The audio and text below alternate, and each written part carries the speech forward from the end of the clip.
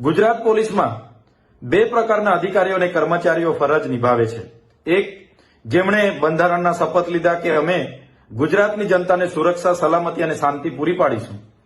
એવા લોકો પોતાની ફરજ જીવના જોખમે પણ પૂરી પાડી રહ્યા છે, કર્તવ્ય નિષ્ઠાથી પોતાની ફરજ અદા કરી રહ્યા છે। એવા તમામ પોલીસ અધિકારીઓ, કર્મચારીઓને અમે સૌ સલામ કરીએ છીએ, વંદન કરીએ છીએ।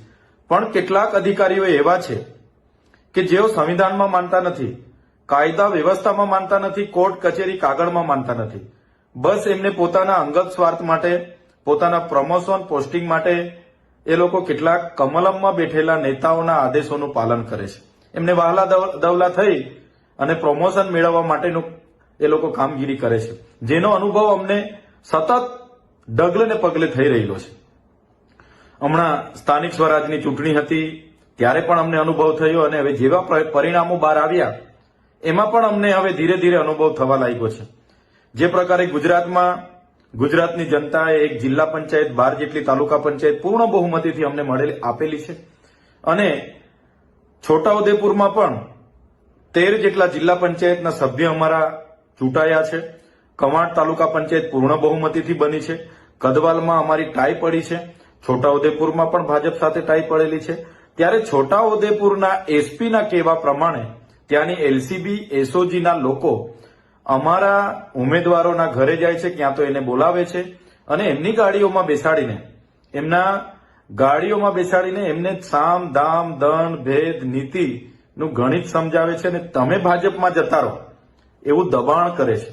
ત્યારે એવા કેટલાક લોકોએ અમારા જિલ્લા પ્રમુખ રાધિકાબેન રાઠવાનું ધ્યાન દોર્યું કે આ વ્યક્તિ આ સમયે આ તારીખે અમારે ત્યાં આવ્યા હતા અને અમને આ પ્રકારની વાત કરીને ભાજપમાં જોડાવા માટેનું દબાણ કરી રહ્યા છે। એના પુરાવા છે અમારી પાસે, ભરૂચના છે, નર્મદાના છે, દાહોદના છે, તાપીના છે, સુરતના, બધાના પુરાવા છે। જ્યારે જરૂર પડશે તો અમે જનતા માટે એ પણ જાહેર કરીશું। ત્યારે આ બાબતનું અમારા જિલ્લા પ્રમુખ રાધિકાબેન રાઠવાએ એક વિડીયોના માધ્યમથી પોલીસને વિનંતી કરી કે ભાઈ તમારું કામ એ જનતાની સેવા માટેનું છે, એ કામ બાજુ પર મૂકીને તમે રાજકીય પ્રવૃત્તિ કેમ કરો છો? અગર તમને રાજકીય પ્રવૃત્તિમાં એટલો રસ હોય તો તમે સ્વૈચ્છિક રાજીનામા આપો, વર્દી ઉતારો અને તમે ચૂંટણીઓ લડો તો ખબર પડશે તમારામાં કેટલું પાણી છે। બસ આ જ વાત હતી ને। એટલી વાતમાં છોટાઉદેપુર એસપી લાજવાના બદલે ગાજી રહ્યા છે। એમના પોલીસને આદેશો કર્યા અને આદેશોને આધારે એક એફઆઈઆર અમારા જિલ્લા પ્રમુખ પર કરવામાં આવી છે।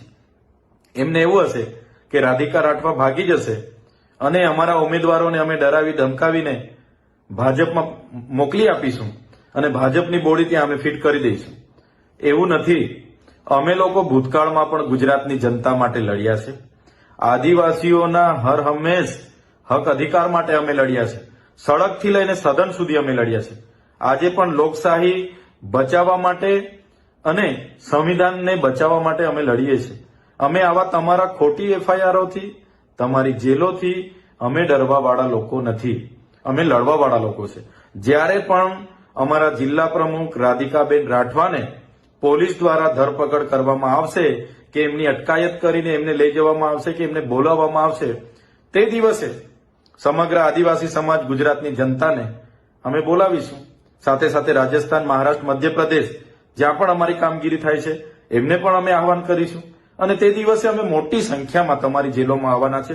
તમારે મહિનો, વર્ષ જેટલું રાખવાનું એટલું અમને રાખજો, પણ અમે લડાઈ છોડવાના નથી।